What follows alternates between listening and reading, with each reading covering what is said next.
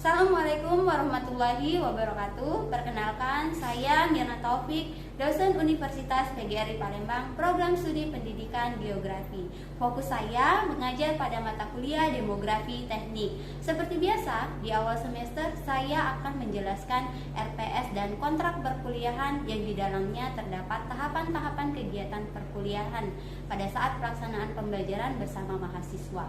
Tahapan-tahapan tersebut ada delivery, interaction, dan assessment.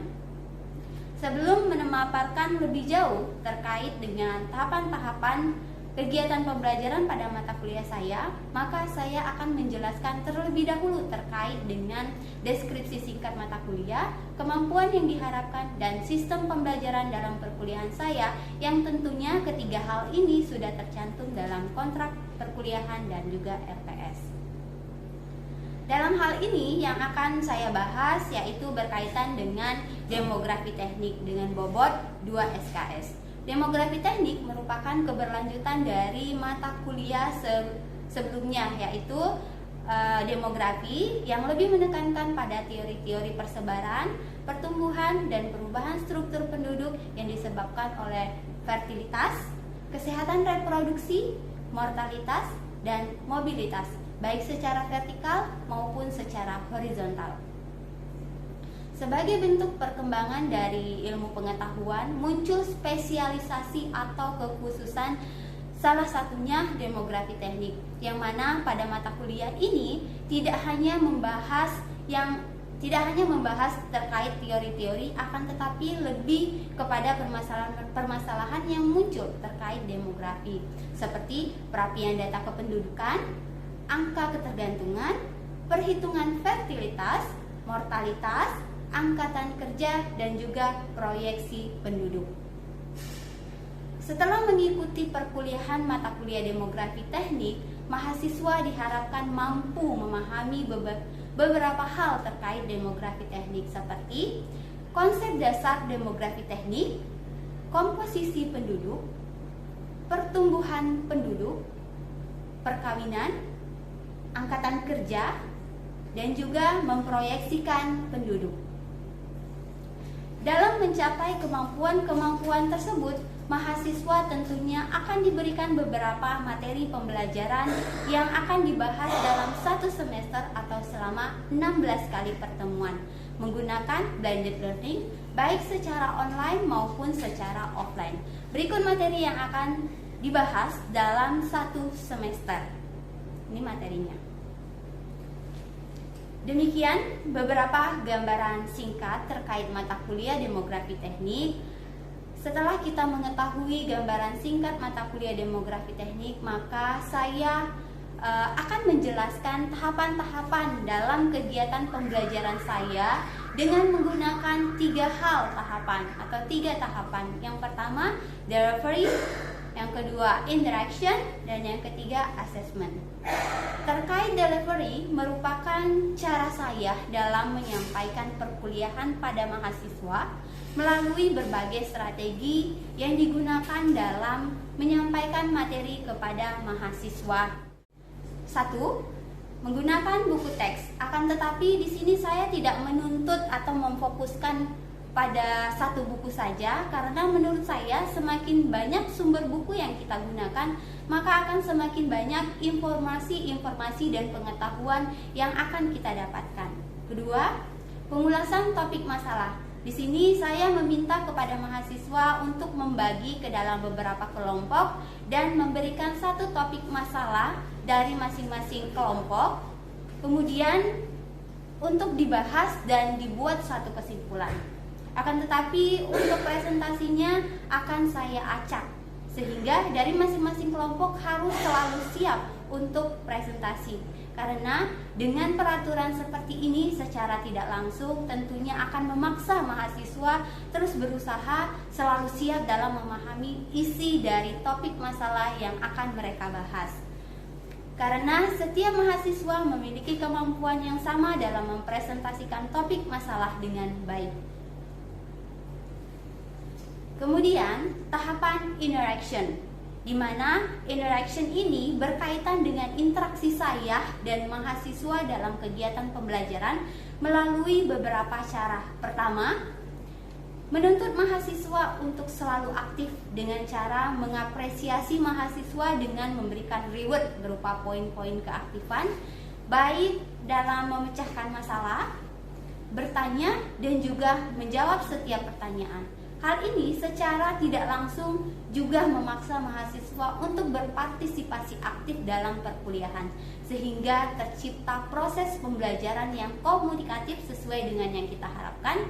Yang kedua, menggunakan e-learning Universitas PGRI Palembang, yang mana di dalamnya itu sudah terdiri dari berbagai macam fitur. Ada fitur room chat, conference, upload file, dan memberikan feedback terhadap tugas-tugas yang telah mahasiswa kerjakan. Selain itu juga, saya menggunakan Google Classroom, kemudian ada Zoom untuk mendukung perkuliahan, terutama pembelajaran daring.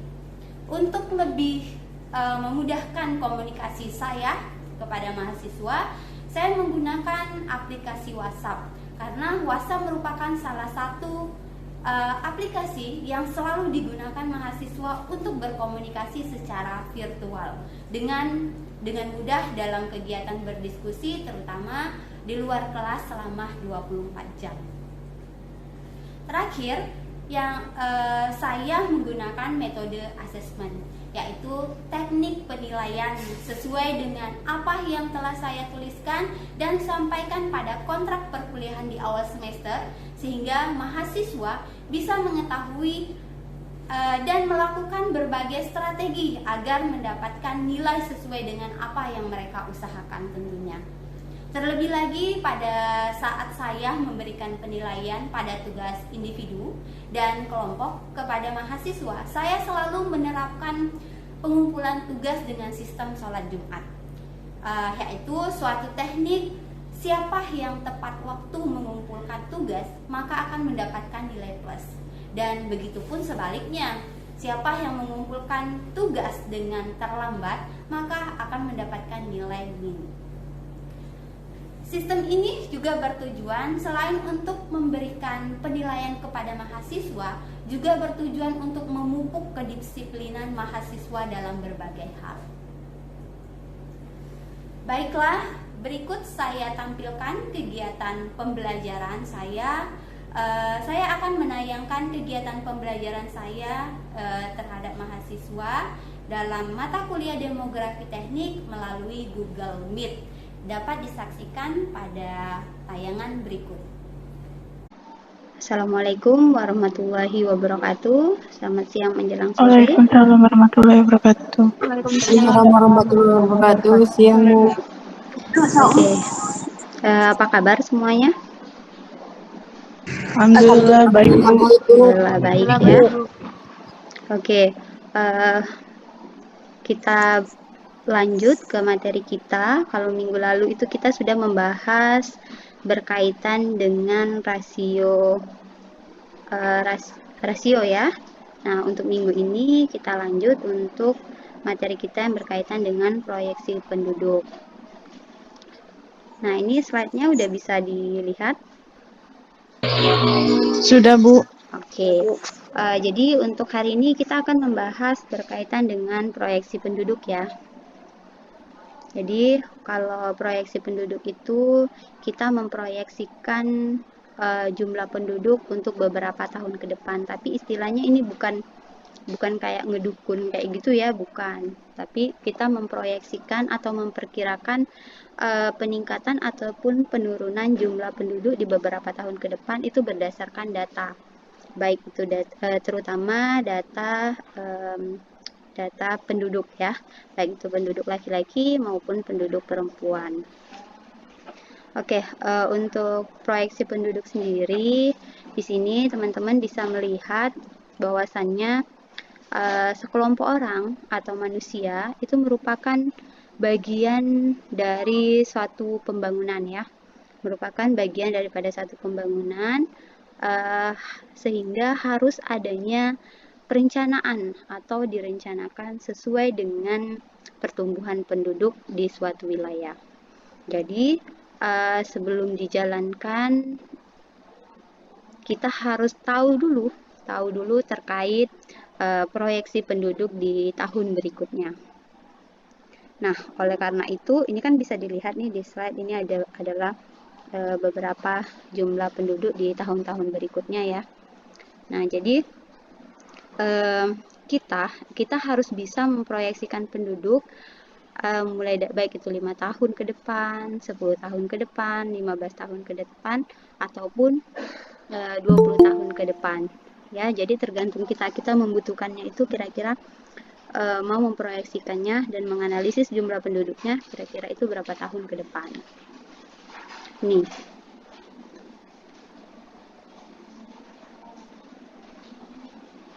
Nah, kemudian minggu lalu juga sudah dijelaskan ya bahwa dalam pengambilan data kita itu bisa mengacu pada sensus penduduk atau mungkin bisa juga menggunakan survei ya atau SUPAS. Nah, di sini teman-teman kan saya sudah menjelaskan bagaimana cara mendapatkan atau memperoleh data kependudukan.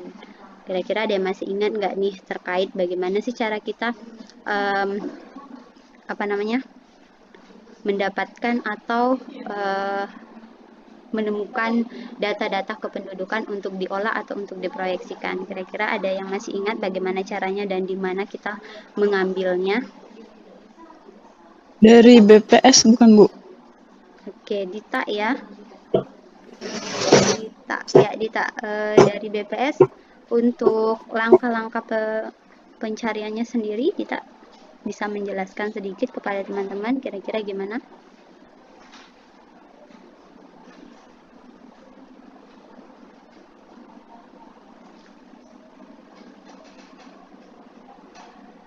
Oke, mungkin jaringan ya.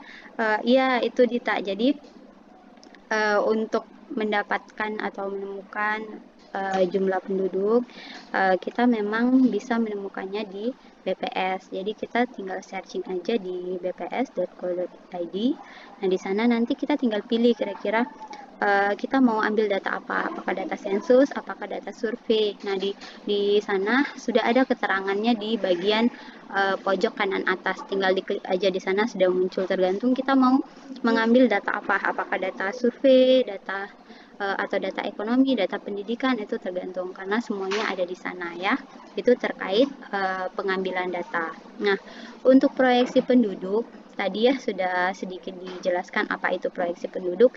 Jadi proyeksi penduduk itu adalah perhitungan jumlah penduduk menurut komposisi umur dan jenis kelamin. Nah, ini mata kuliah ini materi kita kali ini tentunya berkaitan dengan materi untuk minggu depan ya. Jadi saling berkaitan. Nah, itu tadi bahwa proyeksi penduduk adalah perhitungan jumlah penduduk menurut komposisi umur dan jenis kelamin.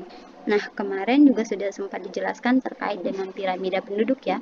Jadi piramida penduduk itu kan beragam nih bentuknya, tapi yang jelas ada laki-laki dan ada perempuan. Nah, di sana juga disesuaikan dengan usianya. Dari bawah misalnya 0 sampai dengan 14 tahun dan seterusnya sampai dengan ke atas ya. Beberapa sumber data yang bisa digunakan untuk melakukan proyeksi penduduk. Nah, untuk proyeksi penduduk sendiri terkait dengan bagaimana cara kita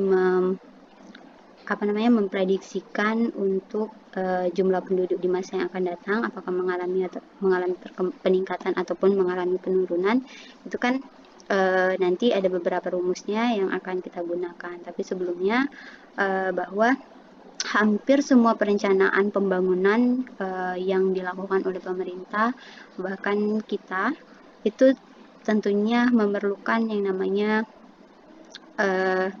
dukungan dengan data jumlah penduduk ya.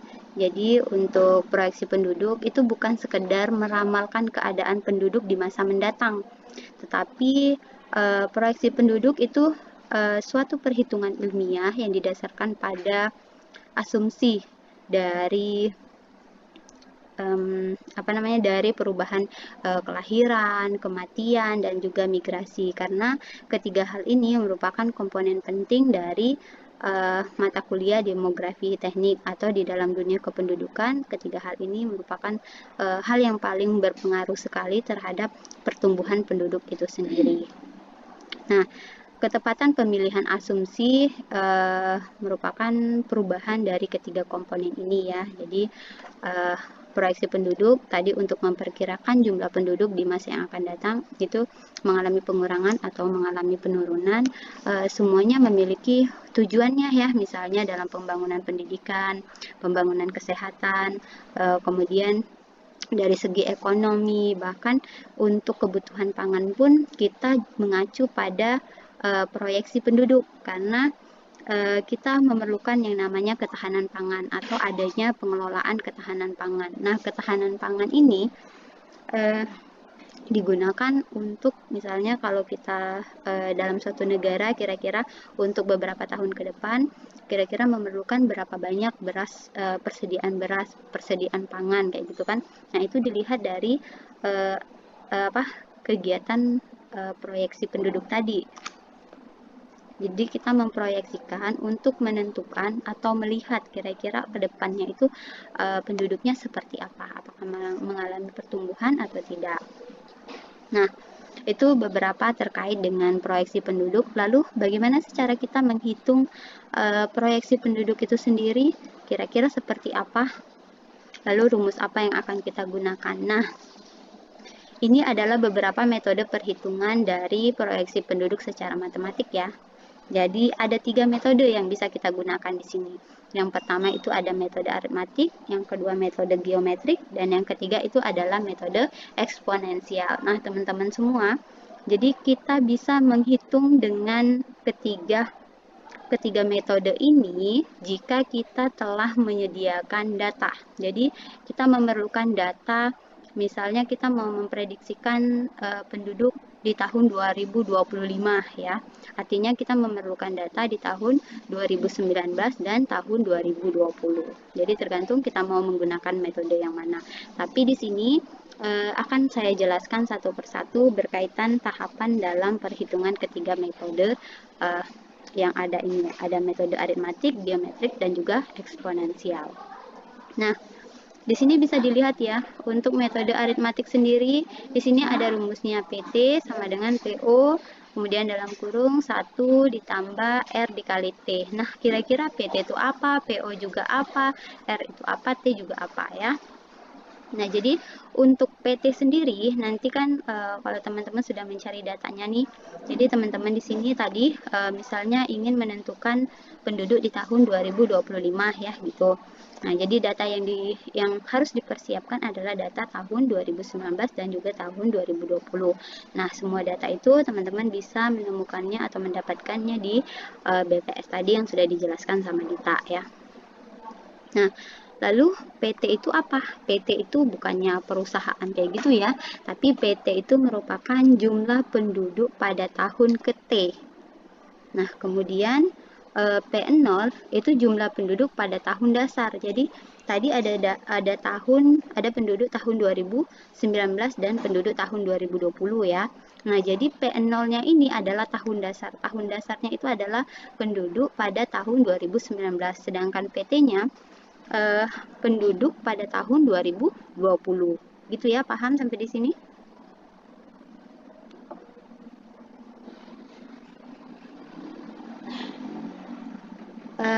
Bisa dipahami sampai di sini? Bisa, Bu. Alhamdulillah. Bisa, Bu. Oke ya. Ya, itu tadi ya. Jadi untuk metode aritmatik rumusnya bisa teman-teman lihat di sini, PT sama dengan P0 1 ditambah R dikali T. PT-nya tahun ke-T dan P0-nya adalah tahun dasar. Nah, sama untuk metode geometrik juga gitu. Untuk metode eksponensial juga sama ya. Hanya saja di sini untuk metode eksponensial di sini ada pembedanya. Rumusnya itu PT sama dengan P0 ada ERT-nya. Yang ini yang E itu bilangan eksponensial. Jadi sudah ditentukan tadi ya, nilainya itu sudah konstan 2,72. Sedangkan untuk R-nya sendiri, R-nya itu adalah rasio rumus atau rasio ya, rasio. Jadi ada rumusnya juga. Jadi untuk kita menghitung di sini bisa dilihat di slide berikutnya. Nah, ini R-nya. R-nya itu jadi kalau kita mau menghitung PT per P0-nya, kita harus mengetahui dulu rasionya itu berapa ya. Ya, rasionya sudah ada rumusnya sendiri di sini. PT per P0 pangkat 1 per T dikurang 1. Nah, jadi misal yang menggunakan apa namanya, R ini artinya kita harus mencari tahu dulu R-nya itu berapa. Ya, baru bisa dihitung. Kayak gitu. Nah, ini P keterangannya P, P0, T, E, dan R. E-nya bilangan eksponensial sudah ditentukan nilainya 2,72. Untuk R-nya rasio dengan rumus ini sudah ada ya, jadi dicari dulu. Nah, misal nih kita alihkan ke bagaimana cara perhitungannya. Nah, ini cara perhitungannya. Kita anggap aja, oh iya ini belum keganti ya. Misal nih, ini adalah data di beberapa kecamatan yang ada di Kota Palembang. Ini kebetulan di sini ada data 2014 dan 2015. Jadi ini adalah jumlah penduduknya ya. Jumlah penduduk di tahun 2014 dan di tahun 2015. Nah, kita mau menentukan penduduk di 2020. Kira-kira peningkatannya sebesar apa gitu. Nah, yang pertama misalnya kita menggunakan metode aritmatik. Tadi teman-teman sudah lihat ya bahwa rumus daripada metode aritmatik itu ini, PT sama dengan P01 ditambah R kali T. Nah, ini dia. Ya, tapi sebelumnya untuk R-nya artinya kita cari dulu R-nya berapa ya. R-nya ini. Nih, artinya di sini apa namanya? Tahun 2015 dibagi tahun 2014. Nah, untuk T yang di sini, T ini adalah jarak atau rentan dari tahun 2014 ke 2015. Artinya ada 1 ya. Jadi 1 per 1 dikurang 1 dan dapatlah rasionya. Kayak gitu. Sebenarnya lebih enaknya sih menggunakan Excel ya. Kalau menggunakan Excel itu lebih cepat. Kalau secara manual sebenarnya agak ribet. Jadi nanti kita harus menggunakan Excel aja biar nilainya dan juga cara pengerjaannya itu biar lebih cepat. Kayak gitu ya. Nah, kemudian untuk geometrik juga kayak gitu. Ini rumusnya sudah ada sama, jadi dia yang dicari itu PT-nya. Artinya ini PT tadi penduduk pada tahun ke T ya. Sedangkan P0 adalah penduduk pada tahun dasar. Jadi kalau kita mau cari tahun 2020, artinya tahun dasarnya adalah tahun 2005 ya. Nah, jarak antara tahun 2020 ke 2015 itu berapa tahun? Nah, jadi T yang kecil di atas ini atau pangkatnya itu adalah jarak antara tahun 2020 ke 2015. Artinya ada 5 tahun ya. Jadi di sini pangkat 5 dan inilah hasilnya. Kemudian yang ketiga itu menggunakan metode eksponensial. Nah, ini metode eksponensial yang dicari juga sama penduduk tahun ke T. Penduduk tahun ke T-nya itu tahun 2020. Nah, ini P dasarnya artinya 2015. Ini E-nya. Yang E-nya tadi sudah ditentukan ya. Dia menggunakan data eksponensial ya. Dia menggunakan sudah ada ketentuannya. Jadi nilainya itu adalah 2,7072 kayak gitu. Nah, itu adalah metode yang bisa kita gunakan dalam memproyeksi penduduk. Dan teman-teman tadi kalau mau memproyeksikan penduduk, teman-teman harus menyediakan datanya terlebih dahulu. Jadi misal kita mau memproyeksikan sekitar tahun 2025, data yang kita gunakan itu bisa data 2019 dan data tahun 2020 ya. Sampai di sini kira-kira ada yang mau ditanyakan?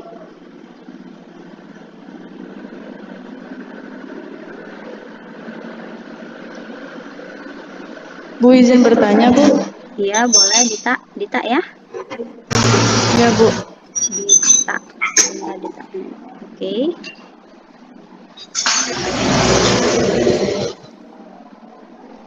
Bu, pengen tanya apa Bu yang terjadi kalau terjadi ledakan penduduk, Bu? Oke, ledakan penduduk ya. Jadi kita pernah dengar yang istilah pada tahun 2025, pada tahun 2030 itu akan terjadi yang namanya bonus demografi ya. Bonus demografi itu di mana usia produktif usia produktif itu lebih banyak dibandingkan dengan usia non produktif. Nah, kalau seandainya terjadi ledakan penduduk kalau pas di usia produktif, artinya ada dua kemungkinan. Kemungkinan pertama, karena usia produktif lebih banyak daripada usia non produktif, maka akan ada banyak kontribusinya terhadap negara kita, misalnya kayak gitu. Terus juga kalau kebalikannya nih, misalnya lebih banyak usia non produktifnya dibandingkan dengan usia produktifnya, artinya akan menjadi PR besar juga buat negara kita. Karena apa? Karena itu tadi, kalau kita proyeksikan misalnya prediksi kita atau hasil proyeksi kita bahwa di tahun beberapa tahun ke depan ternyata lebih banyak usia produktif, tapi malah sebaliknya lebih banyak usia non produktif. Artinya yang sudah kita persiapkan, misalnya ketahanan pangannya sudah kita persiapkan untuk beberapa tahun ke depan, itu akan tidak terrealisasi karena ledakan penduduk pada usia non produktif lebih banyak dibandingkan dengan usia produktif. Kayak gitu sih. Terima kasih, Bu. Oke, teman-teman yang lain, kalau ada yang mau ditanyakan.